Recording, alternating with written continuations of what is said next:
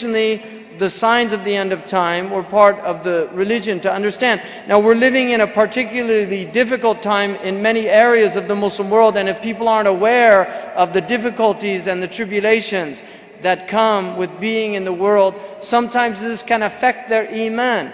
So it's very important that we keep in our understanding, we keep this in mind and not forget this. The Prophet ﷺ said that there would be great difficulties.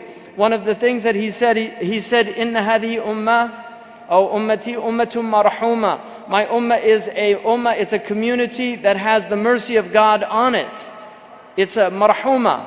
And then he said, Ju'ila adabuha fi dunyaha. The difficulties of this ummah, the chastisement of this ummah is in this world.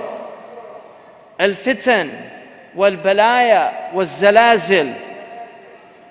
Social strife, tribulations, calamities, and earthquakes.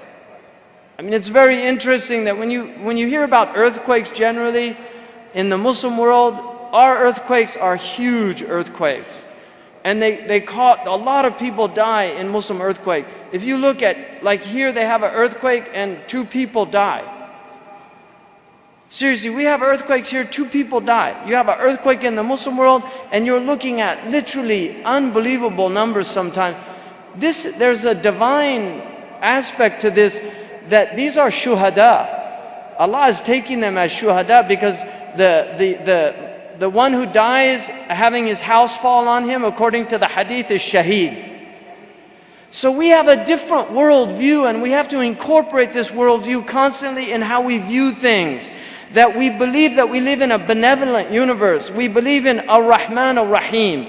All of the Quranic surahs begin with Bismillahir Rahmanir Rahim.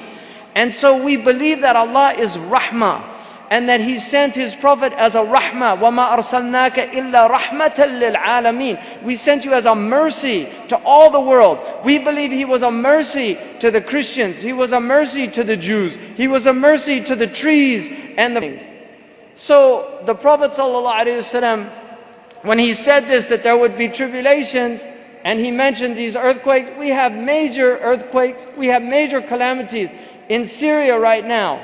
You look at what's happening in Syria, and I want to remind the Syrians, because every Syrian I meet now, they say to me, why isn't anybody doing anything? This is fard. Muslims have to do something. And they're 100% right. But I want to say to my Syrian brothers and sisters, welcome to a well-established club. You have membership in a club that has other members, and they have made the same claims and the same observances. You're in the club of the Darfurians. You're in the club of the Palestinians. You're in the club of the Kashmiris. You're in the club of the Chechenians. You're in the club of the Iraqis. Really, we have tribulations in many of these places, and people have been ignoring these things. This is why we get more and more tribulations.